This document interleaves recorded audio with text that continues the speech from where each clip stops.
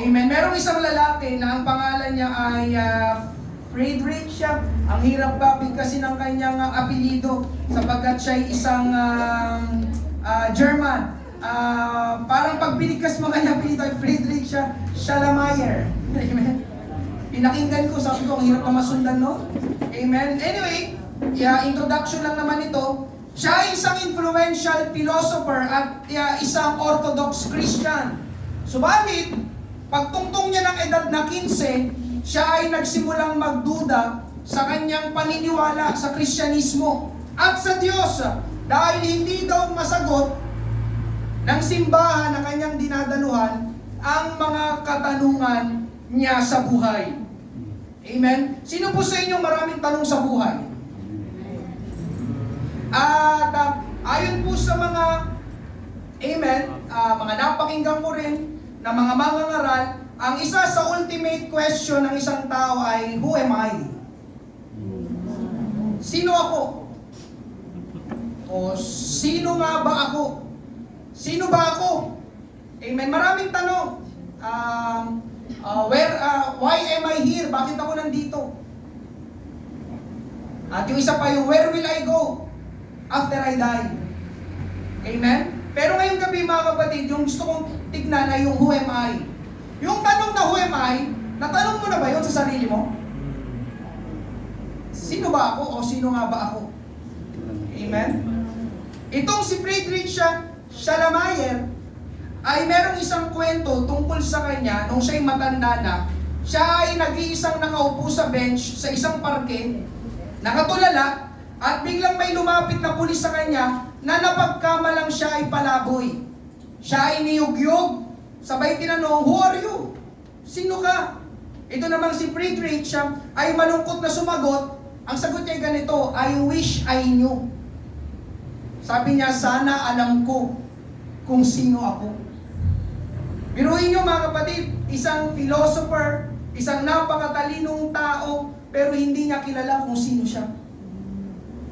Amen? Yun ang nangyayari mga kapatid kapag tinatanggihan ng tao ang Diyos. Hindi malalaman ng tao ang pagkakakilanlan niya at hindi magkakaroon ng kabuluhan ang buhay ng tao. Salamat sa Panginoon dahil ngayong gabi tayo ay narito, patuloy na lumalapit at kinikilala ang Diyos, nag-aaral ng kanyang salita. Amen po ba? Amen. Dahil ang Diyos ang kailangan natin na siya ang may akda ng buhay. At dahil ang Diyos ang may akda ng buhay, mga kapatid, siya ang totoong nakakaalam ng buhay. Nangaral ako nung nakaraang linggo, ang pamagat ay, how do we live? Paano tayo namumuhay? Hindi ko alam, pero dito ako dinadala ng Panginoon, hallelujah, para bang ang series ng aking pangangaral ngayon ay may tema ng patungkol sa buhay. Amen? Marami ang hindi mabuti ang takbo ng kanilang pamumuhay dahil hindi nila kilala ang Diyos at hindi nila kilala ang sarili nila. Kaya mangangaral akong sa paksang ito ngayong gabi, who am I? Amen? Who am I? Sino ako? Ito ay pwedeng makatulong sa bawat isa na kapag nalaman natin kung sino tayo, malalaman natin ang layunin ng ating buhay. At kapag nalaman natin ang layunin ng ating buhay, magkakaroon ng direksyon at kabuluhan ang ating buhay. Amen? Basahin natin ang ating main text, Psalms chapter 8, verses 3 to 6. Ang sabi ganito, kapag ako'y tumitingala sa langit na inyong nilikha at aking pinagmamasdan ng buwan at mga bituin sa kanilang kinalalagyan, ako'y napapatanong, ano ba ang tao upang inyong alalahanin? Sino nga ba siya upang inyong upang inyong kalingain? Ginawa ninyong mas mababa kaysa sa mga anghel ang kanyang kalagayan. Ngunit kinoronahan niyo siya ng kaluwalhatian at karangalan. Verse 6, ipinamahala niyo sa amin ang inyong mga nilalanga at ipinasailalim sa amin ang lahat ng bagay. Pagpalain ng Diyos ang pagbabasa ng kanyang salita, tayo po'y manalangin. Ngayong gabi, Panginoon, marami pong salamat sa pangangaral ng iyong salita, sa bilang ng mga mananampalataya na narito. Kailangan ko po, Panginoon, ang iyong pagsama, ang iyong panguna, ang iyong anointing sa pangangaral ng iyong salita, Panginoon. Maraming salamat sa iyong pangungusap, sa iyong gagawin sa gabing ito. Maunawaan namin, Panginoon Diyos, ang purpose ng buhay na ito habang kami nabubuhay dito sa ibabaw ng lupa. Panginoon, marami pong salamat. Ikaw ang patuloy na mataas, maparangalan at maluwalhati sa aming buhay. Ito pong aming panalangin sa pangalan ni Jesus. Lahat ay magsabi ng Amen! Palakpakan natin ang ating Panginoon. Praise God. What is man? Or what is a man? Sabi doon, ano ba ang tao? Amen? Para masagot po natin ang tanong na sino ba tayo o sino ba ako, ang unang kailangan gawin ay balikan natin ang creation ng Diyos. Bakit natin babalikan ang creation ng Diyos? Sapagkat doon po nagsimula ang lahat. Amen? Ang lahat ng nilalang, kabilang ang tao. At doon din natin malalaman kung gaano tayo kamahal ng Diyos. Kung gaano tayo kahalaga sa Diyos.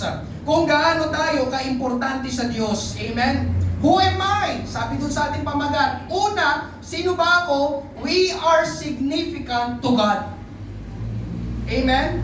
Tayo ay napakahalaga sa Diyos.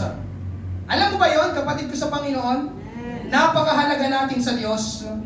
Amen? Hindi tayo insignificant, kundi tayo ay significant. Amen? Tignan niyo ang sabi sa ating main text. Psalms chapter 8 verses 3 to 4. Kapag ako'y tumitingala sa langit na inyong nilikha at aking pinagmamasdan ng buwan at mga bituin sa kanilang kinalalagyan, ako'y napapatanong, ano ba ang tao upang inyong alalahanin? Sino nga ba siya? Ikaw yun at ako, upang inyong kalingain. Ang nagsulat nitong Psalms chapter 8 ay si David. Si David, sabi niya, kapag tumitingala siya sa langit, pinagmamasdan ng mga nilikha ng Diyos tulad ng buwan at mga bituin, bigla siyang bumabaling sa kanyang sarili at napapatanong, ano ba ang tao upang inyong alalahanin? Sino nga ba siya upang inyong kalingain? Amen? Alam ni David, mga kapatid, na kung ikukumpara tayo sa mga nilikha ng Diyos, alam niyo mga kapatid, kung ikukumpara tayo sa mga nilikha ng Diyos, ang liit ng tao. Maliit lang ang tao. Yes, akala mo maliit ang buwan, pero kung ilalapit ka sa buwan, ang liit mo. Amen? Lahat, mga kapatid, yung mga nilalang ng Diyos, kaya pag tumitingin sa langit, napakalawak po, amen, ang ating universe. Sabi sa pag-aaral, meron pang mga galaxies na hindi pa nadidiscover at napag-aaralan. Ganun kalawak, mga kapatid, ang ating universe. Amen? Kaya dito si David, napapaisip siya kapag tumitingala siya sa langit, sabay babaling siya sa kanyang sarili. Panginoon, ano ba ako upang inyong alalahanin? Sino ba ako para inyong kalingain? Amen? Dahil para kay David, alam niya, ang liit lang ng tao. Amen po ba? Hallelujah! Pero alam niyo mga kapatid, kahit gaano kalaki ang mga bagay na yon, na nilikha ng Diyos, alam ni David na mas pinapansin pa rin ng Diyos ang tao na maliit kaysa sa mga bagay na yon. Bakit? Dahil mas mahalaga tayo sa Diyos kaysa sa lahat ng kanyang mga nilikha. Amen? Sabi sa English, Psalms chapter 8 verse 4 sa New Century Version, but why are people even important to you? Why do you take care of human beings? Amen? Pansinin niyo mga ginamit. Even important to you, to God. Why do you take care of human beings? Sabi pa sa New King James Version, what is man that you are mindful of him? Amen? You are mindful of him. Amen? Sa Tagalog ay iniisip. Amen? Kapag hindi tayo significant, mga kapatid, hindi na tayo iisipin ng Diyos. Di ba? Yung mga bagay na walang halaga sa atin, hindi natin iniisip. Hindi natin pinapansin. Tama ba? Amen? Yung nail cutter, minsan hindi ko alam kung saan nakalagay yun. Naalala ko lang yung nail cutter kapag gagamitin ko na. Ibig sabihin, walang halaga, binabaliwala ko, hindi ko pinapansin, insignificant sa akin. Amen? Pero alam niyo mga kapatid, yung mga bagay na talagang mahalaga sa'yo, alam na alam mo kung nasaan. Alam na alam mo kung saan mo naiwan ang iyong cellphone. Alam na alam mo kung saan nakalagay ang iyong ATM. Tama po ba? Alam na alam mo kung saan nakatago ang iyong pitaka. Alam na alam mo kung saan nakatago ang inyong alkansya kung meron man. Tama po ba? Naiisip mo, naaalala mo, alam niyo mga kapatid, ganun din tayo sa Diyos. Importante tayo sa Diyos. kinakalinga tayo ng Diyos, inaalala tayo ng Diyos. At itong totoo mga kapatid, amen, hallelujah, minsan, hindi naaalala ng tao ang Diyos. Pero alam niyo ang Diyos, palagi kanyang inaalala.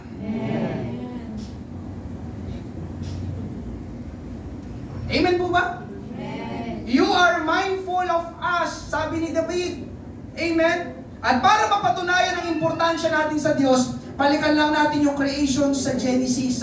Alam po natin ang kwento mga kapatid, ilang beses ko na itong nabanggit, nang nilikha ng Diyos ang lahat, inuna niya muna ang lahat ng kakailanganin ng tao bago niya nilikha ang tao.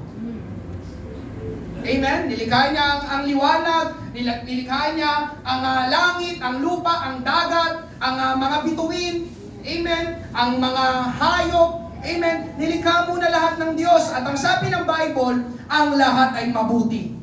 At nang makita ng Diyos na maayos na ang lahat, tsaka niya nilikha ang tao. Sabi sa Genesis 1:25-26, nilikha ng Diyos ang lahat ng ito, at nasiyahan siya sa nakita niya. Tapos pansinin niyo yung verse 26, Pagkatapos, sinabi ng Diyos, likain natin ang tao ayon sa ating wangis. Nang makita na niya ang lahat ng nilikha niya, sabi ng Diyos, okay, very good, nasiyahan ng Diyos, amen. Ngayon, pwede ko nang likahin ang tao. Narito ng lahat, di ba? Pagkatapos, at yun yung keyword doon, pagkatapos, amen, okay na lahat. Pwede ko nang likhain ngayon ang tao sapagkat lahat ng kailangan niya ay nandito na lahat. Amen? Kaya alam niyo mga kapatid, ganito ang trato ng Diyos sa tao. Amen? Una, nilikha ng Diyos ang lahat ayon sa salita. Pero, nang nilikha ng Diyos ang tao, kumilos ang Diyos. Amen? Mamaya, mababasa natin yun. Ikalawa, ang tao lang sa lahat ng nilikha ng Diyos ang hiningahan ng Diyos. Hindi niya hiningahan ang bundok. Hindi niya hiningahan ang mga halaman. Hindi niya hiningahan ang mga hayop. Ang tao lang ang hiningahan ng Diyos. Genesis chapter 2 verse 7. Nilikha ng Panginoong Diyos ang tao mula sa lupa. Hiningahan niya sa ilong ang tao ng hiningang nagbibigay buhay. Kaya ang tao ay naging buhay na nilalang. At ikatlo mga kapatid, nilikha ang tao ayon sa wangis ng Diyos. Amen. Naipangaral ko nga, isa sa wangis o kakayahan ng Diyos na ibinigay sa tao ay yung kakayahang mag-isip. Amen? Alam niyo mga kapatid, grabe ang isip ng tao. Amen? Nakakalungkot lang dahil sa kasalanan, ayon sa testimony kanina ni Sister Sian, ang isip ng tao sa halip na sa kabutihang ginagamit ay ginagamit sa kasamaan. Biruin mo, amen, ang mga tao ngayon, napakagaling nilang mag-scam. Napakagaling nilang manghack. Ako hindi ko kaya yun.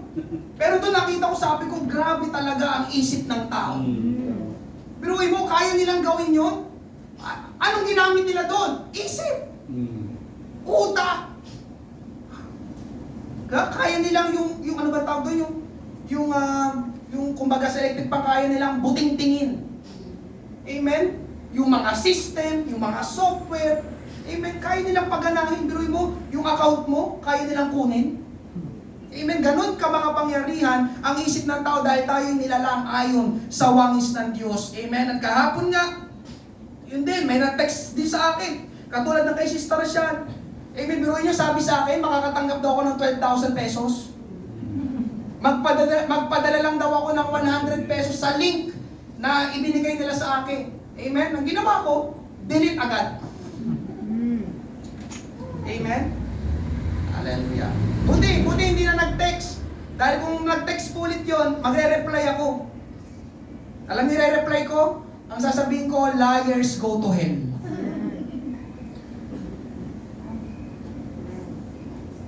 Amen po ba?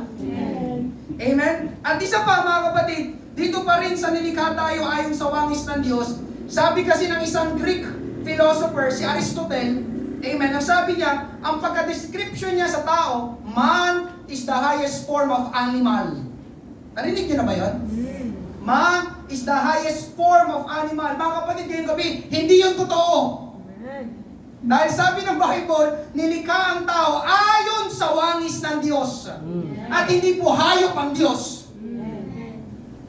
Amen? Ang hayop, nilikha lang ng Diyos. Amen po ba? Kaya alam nyo mga kapatid, hindi tayo galing sa unggoy. O mukhang unggoy. Bakit pastor? Dahil hindi naman mukhang unggoy ang Diyos. Hindi ko alam sa'yo kung payag ka, pero ako hindi ako payag. Kasi nilikha ayon sa wangis ng Diyos. At naniniwala ko, amen, hindi mukhang unggoy ang Diyos. Amen? Hallelujah. Tingnan nyo mga kapatid, ang nangyayari sa ating kapanahunan ngayon, binababa, amen, ang tao. Binababa ng tao ang Diyos o ang pagka-Diyos ng Diyos at binababa rin ng tao ang sarili niya na ipinapantay sa hayop. Mga kapatid, mali yun. Amen? Alam nyo, ang tama ay ang sinasabi ng Bible. At ang sabi ng Bible, binasa natin kanina, tayo pala ay mas mababa sa anghel. Amen? Psalms chapter 8 verse 5, ginawa ninyong mas mababa kaysa sa mga anghel ang kanyang kalagayan. Amen? Mga kapatid, hindi tayo ikinumpara sa hayop. Amen? Kundi sa anghel tayo ikinumpara. Mas mababa nga lang tayo. Amen po ba? Iruin mo itong pagkalikha ng Diyos. Amen. Kaya ang ilan sa inyo ngayong gabi ay mukhang mga anghel. Lalo na kapag nasa church.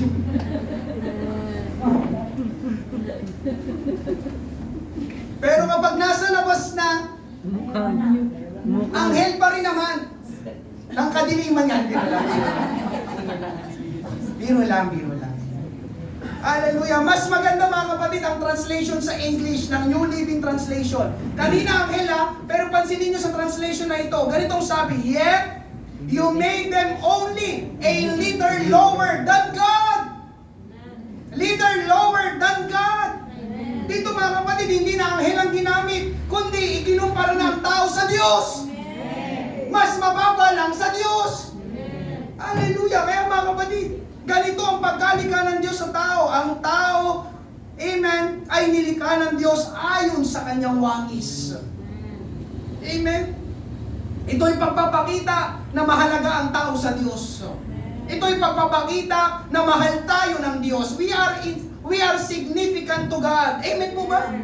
Hallelujah. At hindi lang pinakita ng Diyos sa creation ang halaga at pag-ibig niya sa atin, kundi mga kapatid, hallelujah, ang pinakasukatan talaga ng pag-ibig ng Diyos ay noong ang ating Panginoong Hesus ay naparito sa lupa, amen, napako doon sa krus, amen, at siya ay namatay. Amen? Hallelujah. Alam niyo mga kapatid, kung nagkasala tayo, hindi ako pinabayaan ng Diyos. Amen? Pakinggan niyo yun, sapagkat mamaya makikita niyo mga kapatid, ulitin ko, nang tayo'y magkasala, hindi tayo pinabayaan ng Diyos. Anong ibig mo sabihin, Pastor? Pinakita pa rin ng Diyos ang kanyang pag-ibig sa atin. Ang Diyos ay nagkatawang tao na parito sa lupa para ipako sa krus. Bakit yung ginawa ng ating Panginoon? Upang tubusin tayo sa ating mga kasalanan. Upang ibalik at pagkasunduin ang tao sa ating relasyon sa Diyos. At upang tayo ay maligtas sa impyerno at mapunta sa langit. Sabi nga ng Romans chapter 5 verse 8, ngunit ipinakita ng Diyos sa atin ang kanyang pag-ibig sa ganitong paraan, kahit noong tayo'y makasalanan pa, namatay si Kristo para sa atin. Amen. Mga kapatid, hindi na hinintay ng Diyos na humingi ng saklolo ang tao sa Diyos para lang iligtas tayo ng Diyos. Hindi mga kapatid, noong tayo'y makasalanan pa, noong tayo'y nasa kasalanan pa, namatay na si Kristo para sa atin. Amen? Kaya alam niyo mga kapatid, ito ang pinakapatunay na iniibig tayo ng Diyos.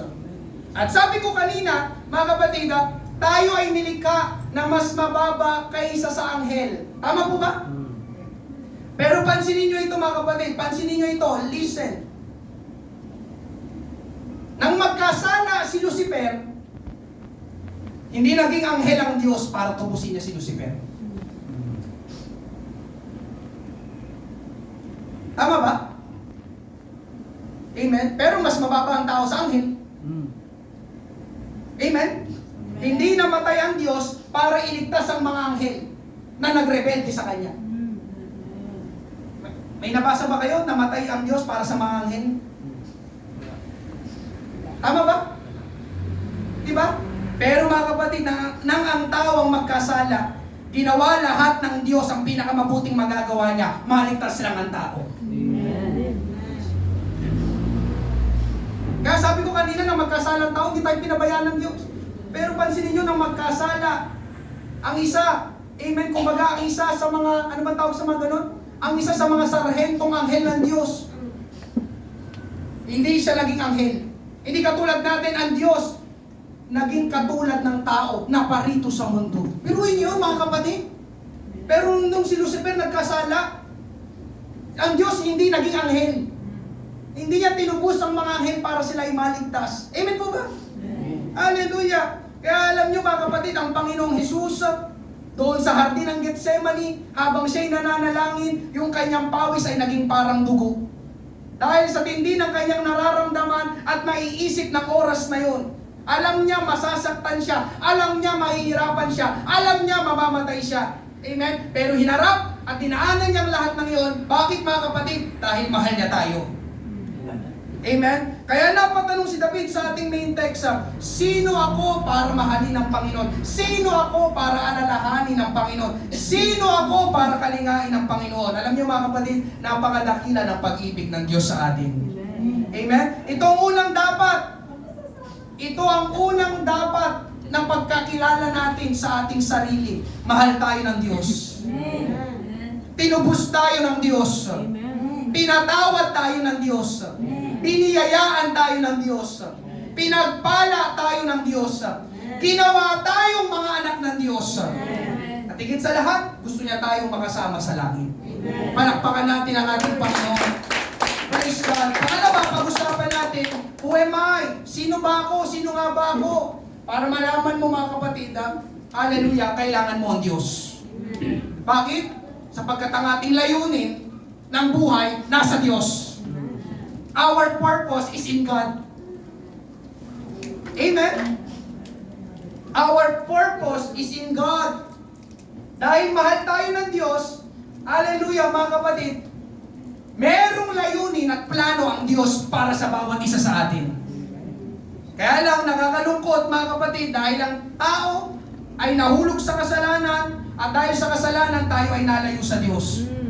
At yun po ay hindi magandang balita. Amen? Bakit, Pastor? Sapagkat ang sino mang lumalayo o nalalayo sa Diyos ay nawawala ng purpose ang kanyang buhay. Yun ang totoo mga kapatid. Amen? Mamaya, makikita pa natin ito. Hallelujah. Ang Diyos, ang tunay na nagbibigay ng purpose sa buhay ng tao. Dahil una, narinig nyo na kanina, nasabi ko na rin ito, ang Diyos ang may akda ng buhay. God is the author of life. Basahin natin ulit, Genesis chapter 2 verse 7. Nilikha ng Panginoong Diyos ang tao mula sa lupa. Hiningahan niya sa ilong ang tao ng hiningang nagbibigay buhay.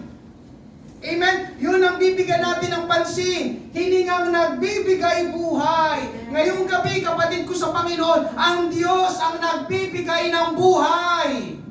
Ang Diyos ang nagbibigay ng sigla ng buhay. Amen. Ang Diyos ang nagbibigay ng saysay ng buhay. Amen. Ang Diyos ang nagbibigay ng direksyon ng buhay. Amen. Ang Diyos ang nagbibigay ng layunin ng buhay. Amen. Ang Diyos ang nagbibigay ng kaayusan ng buhay. Amen. Ang Diyos ang nagbibigay ng kapayapaan sa buhay. Amen. Ang Diyos ang nagbibigay ng kagalakan sa ating buhay. Amen. Ang Diyos ang nagbibigay ng kasaganaan ng buhay. At ang Diyos ang nagbibigay ng pag-asa ng buhay. Amen. Ang Diyos. Amen. Amen. Hindi ang pera. Hindi ang karir. Hindi ang dami ng kaibigan. Hindi ang anumang mga material na bagay. Hindi rin edukasyon, kapatid ko sa Panginoon. Kundi ang Diyos ang nagbibigay ng layunin sa buhay. Amen. Amen. Pansinin niyo mga kapatid, merong mga tao na mayaman naman sila, pero kapag walang Diyos, kulang pa rin, meron pa rin kulang sa kanilang buhay. May mga tao na sikat naman sila, tinitingala ng mga tao, pero kapag walang Diyos, nagagawa pa rin nilang magpakamatay. Amen? Hallelujah! May mga tao, mga kapatid, na maraming kaibigan, pero kapag walang Diyos, may kulang pa rin at hindi nila makita ang halaga nila. Merong mga tao na edukado naman sila, tapos pa sa premiadong paaralan. Amen? Pero tignan nyo mga kapatid, gumagawa pa rin sila ng may kamangmangan kapag walang Diyos. Amen? Hallelujah! Kaya ngayong gabi mga kapatid, ang Diyos ang nagbibigay, amen, ng layunin, ng purpose sa ating buhay. At ikalawa, dahil ang Diyos ang may akda ng buhay, mas alam niya ang buhay kaysa sa atin. Yes, totoo yan mga kapatid. Mas alam ng Diyos ang pasikot-sikot ng buhay kaysa sa atin. Kung para saan ang buhay natin at kung para saan tayo ginawa. Amen? Yung mga tao sa Bible na nagpasakop sa kalooban ng Diyos, sumunod sa Panginoon, alam niyo mga kapatid, nagkaroon ng kabuluhan ng buhay nila dahil nalaman nila ang layunin ng Diyos, ang plano ng Diyos para sa kanila. Amen? Marami. Magbibigay lang ako ng ilan. Kung kilala niyo si Moses, amen? Na naging prinsipe, pero naging pastol dahil tumakas siya sa Egypt. Amen? Hallelujah! Pero doon pala sa lugar ng Madian, amen? Ang plano pala ng Diyos sa kanya, siya pala ang gagawing leader para i-rescue yung bayan ng Diyos mula sa Egypt. Amen? Alam natin ang nangyari. Amen. Para kay Moses, hindi yun madali. Pero sumunod pa rin si Moses. At dahil sumunod si Moses, napabuti ang buhay ni Moses. Si David, mga kapatid, na isang pastol din. Pinili ng Diyos upang maging hari sa Israel. Hindi sinabi ni David na, ayos na ako maging pastol lang. Hindi, kundi sumunod din si David sa kalooban ng Panginoon.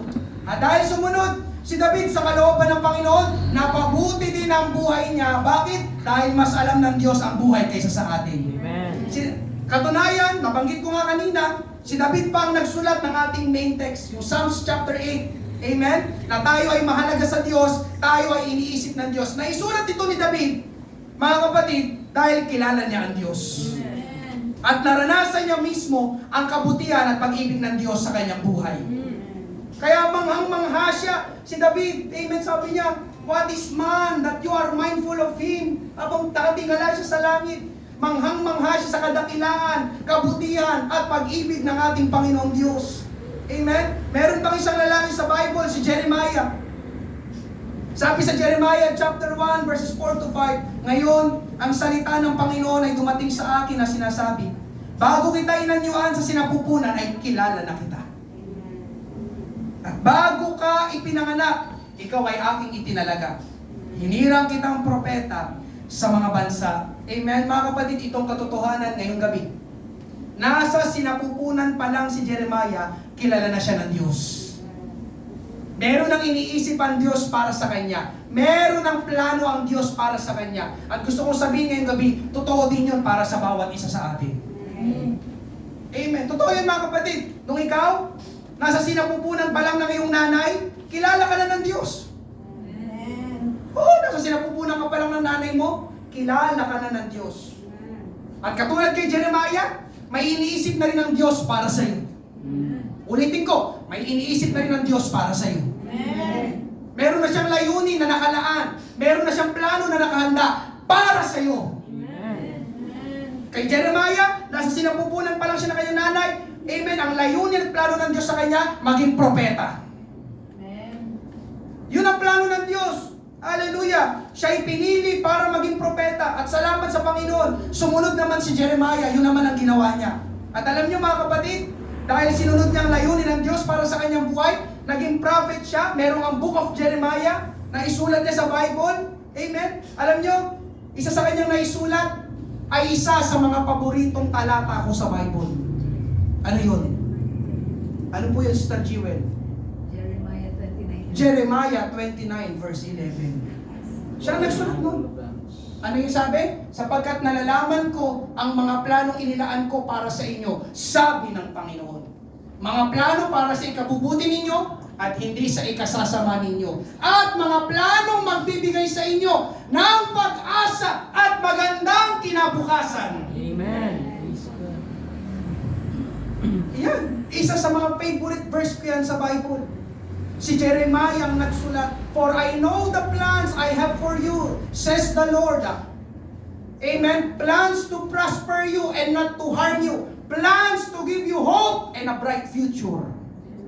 Amen. Pero yung mga kapatid, bakit niya naisulat yan? Dahil sumunod si Jeremiah sa layunin at plano ng Diyos sa kanyang buhay. Amen. Kaya sabi niya, Panginoon, totoo, napakabuti mo. Meron ka nga magandang plano, mga kapatid. Ang plano ng Diyos para sa iyo hindi masama. Ang plano ng Diyos para sa iyo ay mabuti. Amen. Hindi lang mabuti, kundi napakabuti. Amen. Amen. Hallelujah. Kaya ngayong gabi, mga kapatid, pakinggan nyo ito. Marahil may plano ka na para sa iyong buhay. Kung anong gusto mong tahaking landas sa buhay. Kung anong gusto mong maging. Pero, baka gusto mong i-consider ang plano ng Diyos sa iyong buhay. Nandiyan pa po ba kayo? Alam ko, may gusto kang mangyari para sa iyo.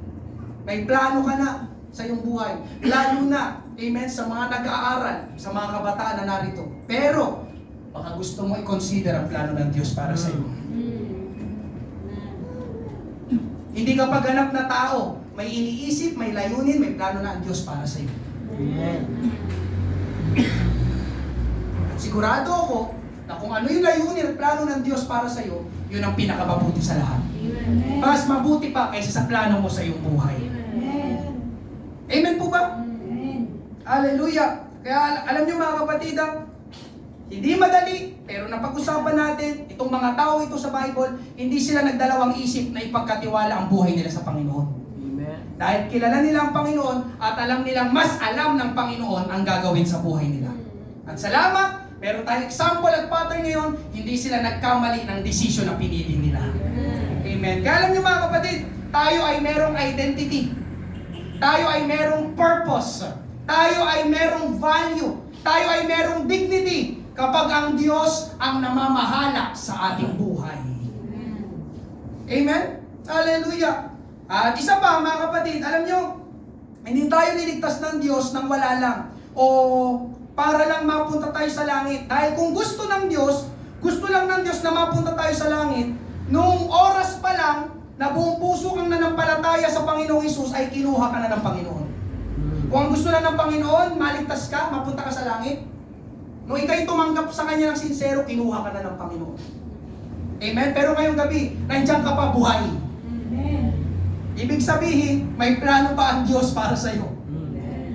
Narinig mo ba yun? Amen? May layunin pa ang Diyos na gusto niyang gawin at ipamuhay mo. Ano yun? Ephesians chapter 2 verses 8 to 10. Sapagkat dahil sa biyaya ng Diyos ay naligtas kayo nang sumampalataya kayo kay Kristo. Kaloob ito ng Diyos o regalo ito ng Diyos at hindi galing sa inyo. Hindi ito nakasalalay sa mabubuti ninyong gawa upang walang may pagmalaki ang sinuman. Verse 10, ito yon. We are created for purpose. Nilikha tayo ng Diyos. Praise God. At sa pakikipag-isa natin kay Kristo Jesus, binigyan niya tayo ng bagong buhay. Thank you, Lord. Bakit daw? Upang gumawa tayo ng kabutihan na noon pa'y itinalaga na ng Diyos na gawin natin. Amen? Hindi tayo naligtas dahil sa mabuting gawa natin. Amen po ba? Biyaya ng Diyos na tayo ay naligtas. At ngayong tayo ay ligtas na, ang sabi sa talatang 10, amen, sa pakikipag-isa natin kay Kristo Jesus, binigyan niya tayo ng bagong buhay. Para saan? Upang gumawa tayo ng kabutihan na noon pa'y itinalaga na ng Diyos na gawin natin. Kaya kaniligtas ng Panginoon, hallelujah, ay isa sa mga pangunahing dahilan ay para gumawa tayo ng mabuti. Amen? Kasi nung hindi pa tayo ligtas, mas naniniwala ako karamihan sa ginagawa natin masama. Tama ba? O ako lang? Pero ngayon, na ikaw'y binigyan ng bagong buhay ng ating Panginoon. Isa daw sa dapat nating gawin, gumawa ng kabutihan. Dahil tayo ay ligtas, mga kapatid. Ito ang pinakahayag na layunin ng Diyos sa bawat isa sa atin. Tayo ay gumawa ng mabuti. gumawa ng mabuti para sa Panginoon at gumawa ng mabuti para sa ibang tao. Diyan pa po ba kayo? Kahapon, amen, nag-report si Brother RJ, umayo ang mga disciples, nagbahagi sila ng ebanghelyo, ng gospel ng ating Panginoong Hesus. Alam niyo ang gospel, mga kapatid, good news. Amen. Ang salita ng Diyos ay mabuting balita. Inaalok natin sa ibang tao dahil ang Panginoon naman talaga ang kailangan nila. Amen? Kaya, good news from the word good, ang ginawa ng mga disciples kahapon ay mabuting gawa. Amen. Nagbahagi sila ng salita ng Diyos. Amen? Kaya ngayong gabi, mga kapatid, kung tatanungin ko kayo, kamusta ang ilan sa atin? Anong ginagawa natin? Amen? Lalo na sa mga mas bata o kabataan na narito. Amen? May purpose ba ang iyong buhay? O kain tulog lang? Gising, kain, tulog. Mga kapatid, pag ganun lang yung buhay, walang saysay ang iyong buhay. Ulitin ko, walang saysay. Gising, kain, pasok sa school, tulog. Meron pang masigit kaysa doon. Amen po ba? Amen. Hallelujah. Bakit mo tinatanong, Pastor, ngayong gabi, amen, kung ano aking ginagawa, kamusta ang iyong buhay? May purpose ba ang iyong buhay? Amen. Sapagkat mga kapatid, dito ako magtatapos, itong panghuli, you should know. Dapat alam mo. Dapat alam mo. Amen. Dapat alam mo. Amen. Una, dapat kilala mo talaga ang Panginoon. Pangalawa, dapat kilala mo talaga ang sarili mo. Kilala mo ba sarili mo? Hindi lang ako tumutukoy sa pangalan mo, kundi yung iyong pagkakakilanlan. Kilala mo bang yung sarili? At pangatlo, dapat alam mo ang layunin ng Panginoon sa buhay mo. You should know. Dahil kung hindi, bakit ito yung third point, you should know? Dahil kung hindi mo alam, mga kapatid, hindi magiging maganda ang kahihinatnan. Amen? Merong apat na dahilan. Kapag hindi natin alam, kapag hindi natin kilala ang Panginoon, hindi natin kilala ang sarili natin, at hindi natin alam ang layunin ng buhay, hindi magiging maganda ang kahihinatnan. Una, mga kapatid, malilito ka sa identity mo.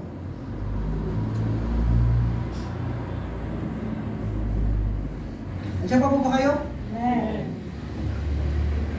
Lalaki ba ako o babae? Nandiyan pa po ba kayo?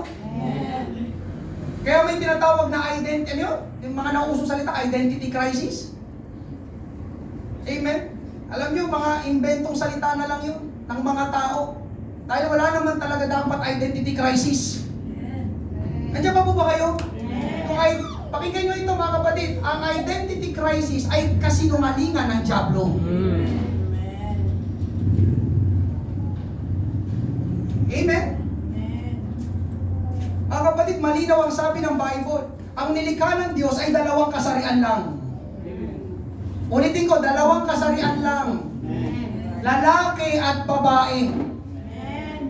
Genesis 1:27, kaya nilikha ng Diyos ang tao, lalaki at babae, ayon sa wangis niya. Amen? Lalaki at babae. At ngayong gabi, mga kapatid, madaling malaman kung ikaw ay lalaki at kung ikaw ay babae. Sino, di ba? Madali bang malaman? Sino sa inyong nalilito? Ganyan kapag hindi mo alam ang purpose ng iyong buhay, kapag hindi mo kilala ang Panginoon at sarili mo, malilito ka sa sarili mo. Nandiyan pa po ba kayo? Amen? Alam niyo, madali lang malaman kung tayo lalaki at babae. Sa tiyan pa lang ng nanay natin, madidetect na yun. Alam niyo ba yun? At lalo na kapag pinanganak na tayo. Di ba? Ang isa sa mga unang tinitignan ay yung sex organ. Tama ba? Di ba? Pero bang doktor na pagtingin niya doon sa bata, inangat niya? Lalaki ba ito? Hindi ko alam. Nurse, tignan mo nga, lalaki ba ito? Hindi ko alam eh. May ganun ba? Tatanong ko, may ganun ba? Alam agad pagtingin pa lang, ay lalaki, ay babae. Tama po ba? Kaya saan nakuha yung identity crisis? Amen? Kaya tingnan nyo mga kapatid, hallelujah. Kung ikaw ay pinanganak na lalaki, yan ang layunin ng Diyos para sa iyo, maging lalaki. Kung ikaw ay pinanganak na babae, yan ang layunin ng Diyos sa iyo, maging babae. Hindi mo dapat ipagpalit. Amen po ba?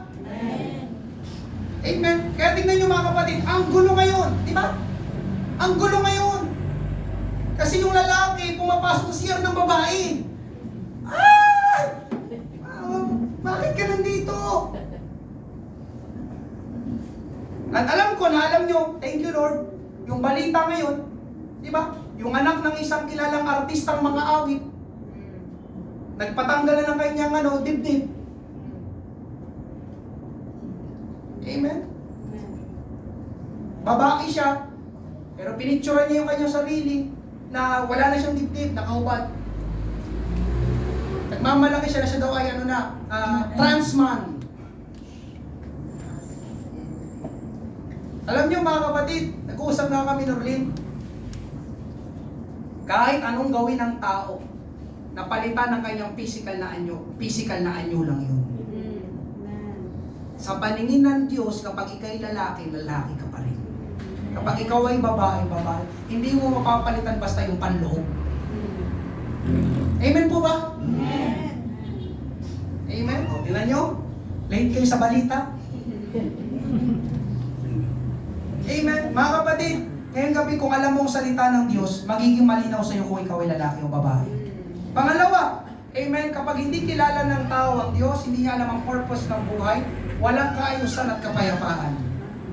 Amen? 2 Timothy chapter 3 verses 1 to 4. Tandaan mo ito, magiging mahirap ang mga huling araw dahil magiging makasarili ang mga tao, sakim sa salapi, mayabang, mapagmataas, mapanlait, masuwayin sa magulang, walang utang na loob at hindi makadiyos, wala silang pagmamahal sa kapwa, ayaw nila makipagkasundo sa kaaway nila, malupit, walang awa, mapanira sa kapwa, walang pagpipigil sa sarili at galit sa anumang mabuti. Hindi lang yan, mga taksil sila, mapusok, mapagmataas, mahilig sa kalayawan, sa halip na maibigin sa Diyos. Ang sabi mga kapatid, mga tao. Sinong mga tao ngayong gabi? Amen. Ito daw ang nangyayari sa ating kapanahunan. At totoo naman. Amen. Kaya alam niyo mga kapatid, kaya siguro nasabi ni Aristotle, man is the highest form of animal.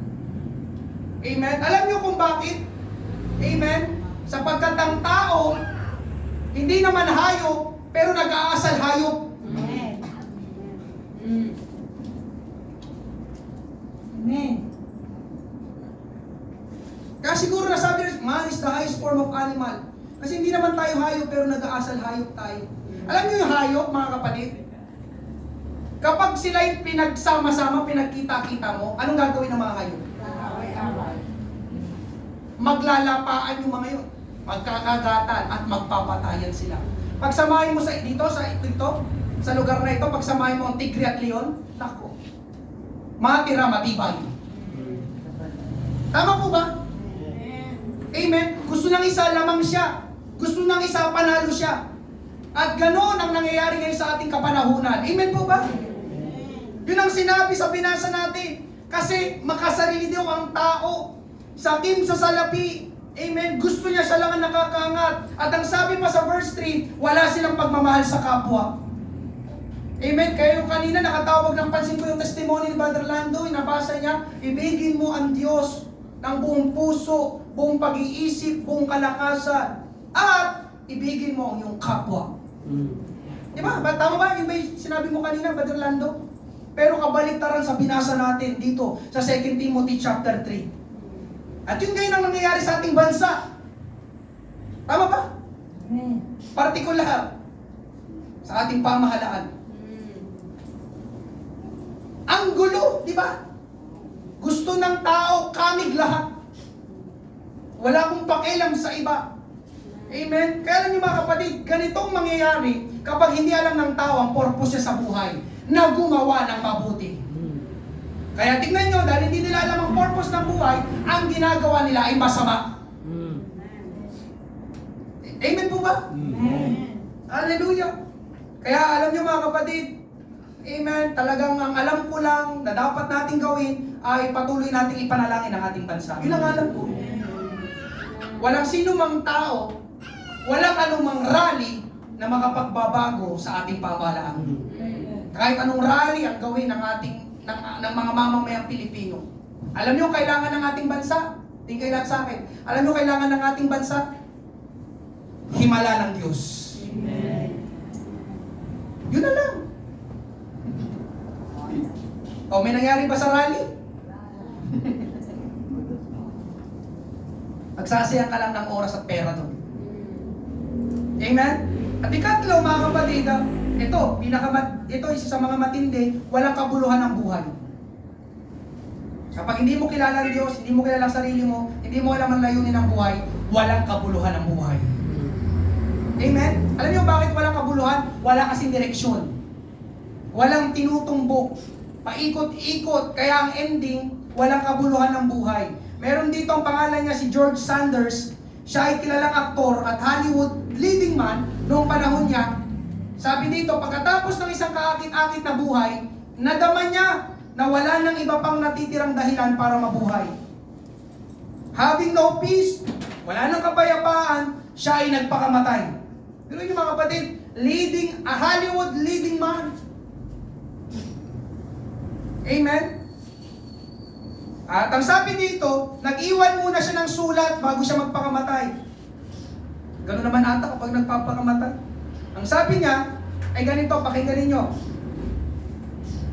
I committed suicide because I am boring. Sinong boring ngayong gabi? Totoo yun. Totoo yun. Kapag boring ka na sa buhay, naku, delikado ka. Sinong boring? Sabi niyo, I committed suicide because I am boring and because I have already lived long enough. Sabi niya, nagpakamatay ako dahil boring na ako. At, sabi niya, matagal na rin naman akong nabuhay. Amen? Agsawa na. Nawala na ng purpose ang buhay kaya nagpakamatay na siya. Amen po ba? Meron pang isang cartoonist, si Ralph Barton. Matagumpay naman siya sa buhay pero nagpakamatay din. Ito naman ang sabi niya, I am fed up with inventing devices to fill up 24 hours of the day. Sa Tagalog, sawang-sawa na raw siya, amen, kakaimbento ng gagawin para lang mapunan ang 24 oras niya sa isang araw. Sino dito yung yung nag-invent? Ano bang gagawin ko ngayon? Amen? Magwalis kaya ako. Tapos itapon ko ulit. Tapos walis na naman.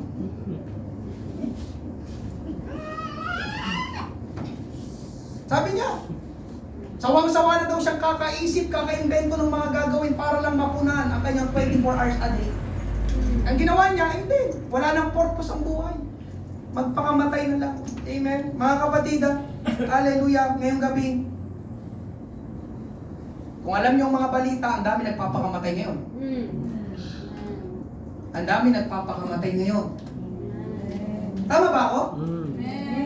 At ang nakakabahala, ang mga nagpapakamatay ay mga kabataan. Mga kabataan. Amen? Tingin kayo sa akin. Amen? Hallelujah. Mga kabataan, narinig ko ito kay Pastor June. Amen? Sabi niya, yung sa ganyang edad ninyo, amen, hindi pa yan ang realidad ng buhay. Hindi pa yan.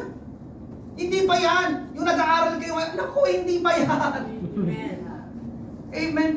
Hallelujah. Pag nagtapos kayo ng college, alam ito ng mga bago lang na narito, pag nagtapos kayo ng college, nakahanap ng trabaho, bumuo ng pamilya, mga kapatid, mga kabataan pala, sorry, doon palang magsisimula ang realidad ng buhay. Kaya nakakapagtaka ngayon mga kabataan pala, nagpapakamatay na. Ha? Pero inyo mga kapatid, kung ganyan sa edad ninyo, hindi nyo na kaya ang pressure ng buhay, naku, paano pag tumutong pa kayo ng 20 pataas, mag-30 kayo, mag-40 kayo?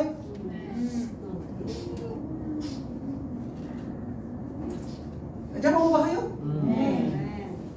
Pero inyo nakakalungkot ngayon mga kapatid, Hallelujah. Habang yung mga cancer patients, amen, ay nakikipaglaban para madagdagan ng isang araw ang kanilang buhay. Ito namang mga tao ito, na wala kasing purpose ang buhay, ganun lang kadali sa kanila magpakamatay. Amen. Mga kabataan, amen. Huwag niyong sayangin ang buhay ninyo. At gusto kong sabihin sa inyo, may purpose ang buhay sa Panginoon. Amen. Yun ang totoo. Yun ang totoo. Yung mga nagpakamatay, mga kapatid, wala yung Panginoon sa buhay nila. Amen. Sila ang Diyos ng buhay nila. Amen. Kaya, sa lahat ng mga narito, may kabuluhan ng buhay kapag ibinigay mo sa Panginoon. May kabuluhan. Alam niyo mga kapatid, tingin ulit kayo sa akin. Sabi kasi ng iba, ang boring daw kapag nasa church, ang boring daw kapag naglilingkod sa No mga kapatid, hindi boring ang maglingkod sa Panginoon. Amen. Amen. Ako mga kapatid, amen. Nagugulat ako, nabibilisan niya ako sa araw. Huwebes ngayon, parang kumurap lang ako, linggo na naman. Anong ibig sabihin nun ako'y nabibilisan? Ang dami kasing ginagawa. Kapag ang ginagawa mo ay para sa Panginoon. Tingnan niyo, boring kasi. Parang di ka mabubo. Puro tambay. Puro kwentuhan ng kung ano-ano. Ang kapatid, amen, ang dami nating magagawa para sa Panginoon. Napakaganda ng verse of Proverbs 16. Verses 3 to 4. Pagkatiwala mo sa Panginoon ang mga gagawin mo at magtatagumpay ka sa iyong mga plano. Verse 4, ang lahat ay nilikha ng Panginoon na mayroong layunin. Hallelujah! Nilikha ng Panginoon ang lahat na mayroong layunin. Kaya, sino dito nilikha ng Panginoon? Gusto ko makita ang kamay. Ang kapatid, ang sabi sa talata na binasa natin, meron ng layunin ng Panginoon sa'yo. Sa buhay mo, tutuklasin mo lang. Amen? Hallelujah! Nanasain mo lang. Lahat ng tao ay may layunin sa Panginoon. Amen po ba? Hallelujah. Ika-apat, mga kapatid, kapag hindi mo kilala ang Panginoon, hindi mo kilala ang sarili mo, hallelujah, madaling madaya ng dyablo. Amen? Tignan nyo mga kapatid, balikan natin sa creation. Sabi ng ahas kina Adan at Eva, kayo'y magiging parang Diyos. Tama ba ako? Pero alam nyo totoo mga kapatid, amen, pakinggan mo ito. Sila, si Adan at si Eva, ay parang mga Diyos na. Amen? Balikan natin ulit yung main text. Psalms chapter 8 verse 5. Yet you made them only a little lower than God and crowned them with glory and honor. Mga kapatid, tayo daw ay nilikha na mas mababa sa Diyos. So pwede nating sabihin na parang tulad na rin tayo sa Diyos. Mas mababa nga lang. Bakit? Siyempre, hindi pwedeng kapantay natin ang Diyos. Pero mga kapatid, nabasa natin, ikinumpara tayo sa Diyos, mas mababa lang at nilikha tayo ayon sa wangis ng Diyos. At isa pa, amen, ay pangaral ko nga dito, si Adan, nang siya'y nilikha, grabe ang kanyang pag-iisip, siya ang nagbigay ng mga pangalan sa mga hayop. Amen? Hallelujah! Kaya, anong ibig sabihin nun mga kapatid? Parang Diyos na sila Adan. Sila Eva. Anong ibig sabihin nun mga kapatid? Hindi na nila kailangan kainin yung bunga. Nasabi ng ahas, kikainin nyo kasi kayo'y magiging parang Diyos. Tulad ng Diyos. Pero ang nakakalungkot mga kapatid, yun nga kasi ang problema, hindi kilala ni Adan at ni Eva ang sarili nila. Mas pinaniwalaan nila yung tinig ng ahas, kinain nga nila yung bunga. At ang nangyari, bumagsak ang tao sa kasalanan. Pati yung pinutong sa tao na kaluwalhatian, karangalan, dignidad, amen, kapamahalaan, dominion, nawala sa tao. Amen? Pero sa kabilang banda mga kapatid, sa Matthew chapter 4, dito naman, ang dinukso ng dyablo ay ang ating Panginoong Hesus. Matthew chapter 4 verse 3, dumating ang manunukso at sinabi sa kanya, kung ikaw nga ang anak ng Diyos, utusan mo ang mga batong ito na maging tinapay. Pansinin niyo ito mga kapatid ha? Ang sabi ng ahas, kung ikaw nga ang anak ng Diyos, ay gawin mong mga batong ito na tinapay. Amen. Ano makikita natin dito? Mga kapatid, kilala ni Jesus ang sarili niya. Sabi ng ating Panginoon siguro, kung ako ay anak ng Diyos? Ha? Ano pinagsasabi mo? Ako naman talaga ay anak ng Diyos! Amen. Amen. Ano pinagsasabi mo na kung ako ay anak ng Diyos? Ako naman talagang anak ng Diyos. Satanas. Ano nangyari? Hindi siya nadaya ng ahas. Hindi siya nadaya ng ahas. Kilala kasi ni Jesus kung sino siya. Kamusta ka ngayong gabi? Kilala mo ba ang iyong sarili sa harapan ng Panginoon? Dahil kapag hindi mo kilala, madali kang madadaya, malilin lang ng kaaway. Walang nagmamahal sa iyo. Sabi ng kaaway. Amen. Ano sasagot mo? Ay, wala nga. Amen? Alam mo tamang isagot? Walang nagmamahal. Anak ako ng Diyos. Kaya mahal ako ng Diyos. Kasi alam mo, amen? Pero kapag hindi mo kilala ang sarili mo, hindi mo kilala ang Diyos, malilinlang ka ng kaaway. Tingnan mo sila, Adan, para na silang Diyos. Amen? Hallelujah! Kilala ng Panginoon ang identity niya. Alam niyo mga kapatid, sinungaling ang dyablo. Kaya huwag tayong magpadaya, magpatalo sa dyablo. Dapat kilalanin natin ang Diyos.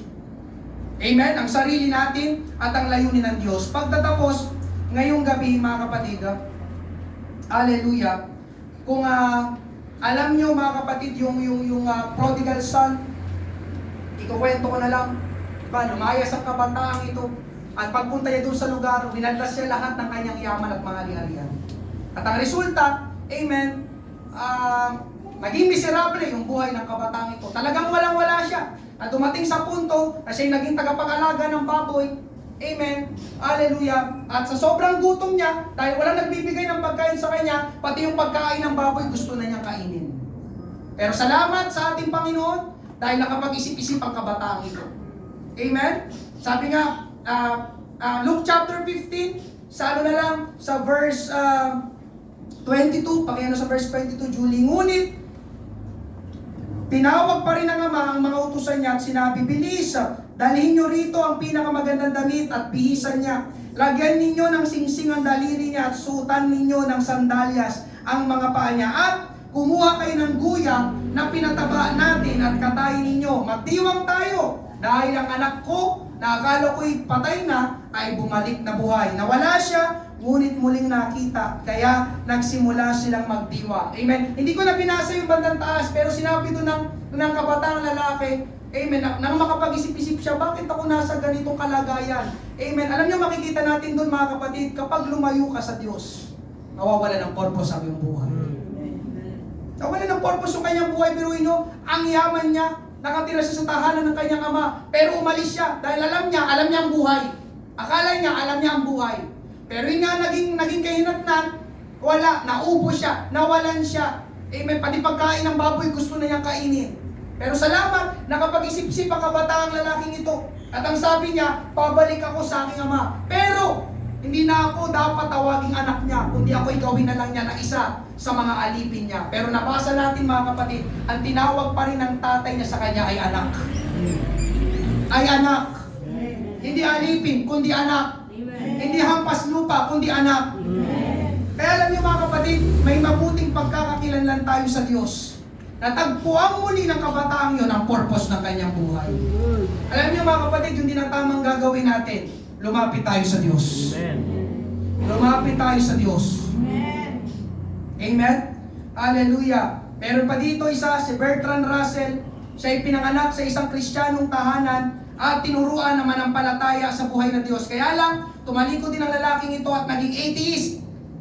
Tapos yung kanyang anak na babae, na ang pangalan ay si Catherine, ay nagsabi ng ganito tungkol sa kanyang tatay. Nakalagay dyan, somewhere at the bottom of his heart, in the depths of his soul, there was an empty space that once had been filled by God, and he never found anything else to put in it.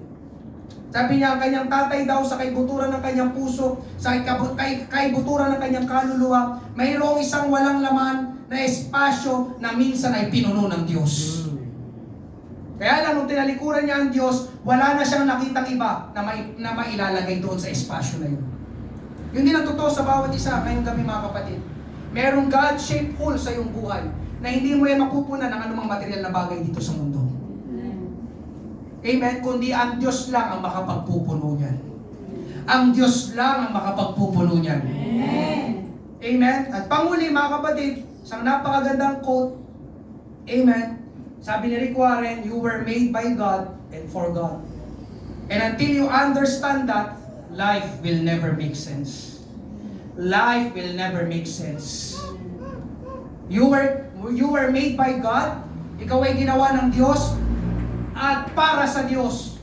At hanggat hindi mo naiintindihan yon, ang buhay ay hindi magkakaroon ng kahulugan. Nakuha niyo ba yun? Kamusta ka ngayong gabi? Who am I? Who are you? Meron bang purpose ang iyong buhay? Ang iyong mga ginagawa ngayon, amen, ay nakasunod ba, nakalinya ba sa layunin at plano ng Diyos sa iyong buhay? Amen. Hallelujah. Ngayong gabi mga kapatid, may identity, may value, may purpose, amen. Hallelujah. May dignity ang buhay sa Panginoon. Hallelujah. Ngayong gabi, usisain natin ang ating sarili. Amen. Tayo magsiyukong lahat ngayong gabi. Thank you, Lord. Praise God. Who am I? Kamusta ka? Kamusta tayo mga kapatid? Sino ako? Sino tayo? May purpose ba ang buhay? Amen. Ang layunin, amen, ang ginagawa ko ba ngayon, ito ba ang layunin ng Diyos sa aking buhay? Ito ba ang plano ng Diyos sa aking buhay? Amen. Tanungin natin ang ating Panginoon. Ang iyong identity, ang iyong value. Thank you, Lord. Meron po bang first time? Meron po bang bago ngayong gabi? Amen. Ayos ka namin ipanalangin sa ating Panginoon. Hallelujah. Kung wala, amen, tayo ay mag-altar call. Kausapin mo ang ating Panginoon. Hallelujah. Ang Diyos ang nagbibigay ng buhay. Nagbibigay ng lahat. Amen. Ng kahulugan, ng kabuluhan ng buhay. Habang tayo maawit, binubuksan natin ating altar. Amen. Awitin natin, banal mong tahanan. Praise God. Hanapin mo. Amen. Pusisain mo. Amen. Tanungin mo sa Panginoon, Lord, what is my purpose? Hallelujah. Habang ako'y nabubuhay dito sa mundo. Thank you, Lord, for everything. Hallelujah, Lord, ayokong ganito lang ang buhay. Meron kang layunin na nakalaan. Meron kang plano na nakahanda para sa amin. Ayokong maging paikot-ikot lang, maging dull, maging boring ang buhay, Panginoon. Hallelujah. Thank you, Jesus. Marami pong salamat. Ikaw ang aking pinupuri at sinasamba. We give you glory and we give you praise. Lord, touch every lives tonight. Panginoon, salamat. Panginoon, may kabuluhan ang buhay sa iyo. Praise God. Thank you, Lord. Yes.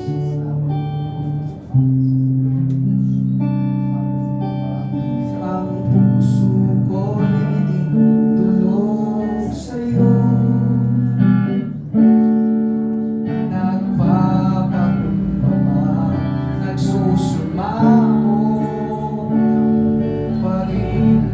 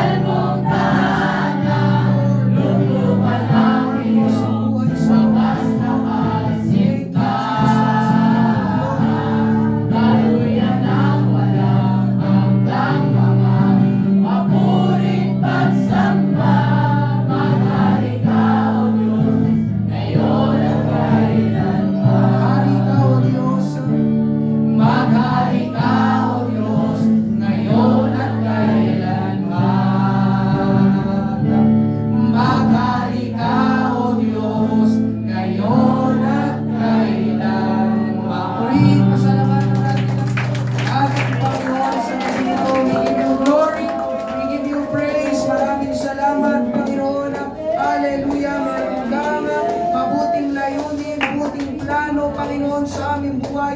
Tulungan mo, Panginoon Diyos, ang bawat isa na narito, Panginoon Diyos, magulangin man at lalo na ang mga kabataan na nagsisimula sa kanilang buhay, Panginoon Diyos. Lord, makita nila ang purpose ng kanilang buhay, O Diyos, hallelujah, sa kanilang edad, Panginoon Diyos, hallelujah. Lord, tulungan mo ang bawat isa. Mahal mo kami, O Diyos, hallelujah, mahalaga kami, may importansya kami sa iyo, Panginoon Diyos, kami iniibig mo. Tulungan mo ang bawat isa, Panginoon, hallelujah, patuloy na lumapit sa iyo, maglingkod sa iyo, Panginoon, at ipagkatiwala namin ang aming buhay sa iyo.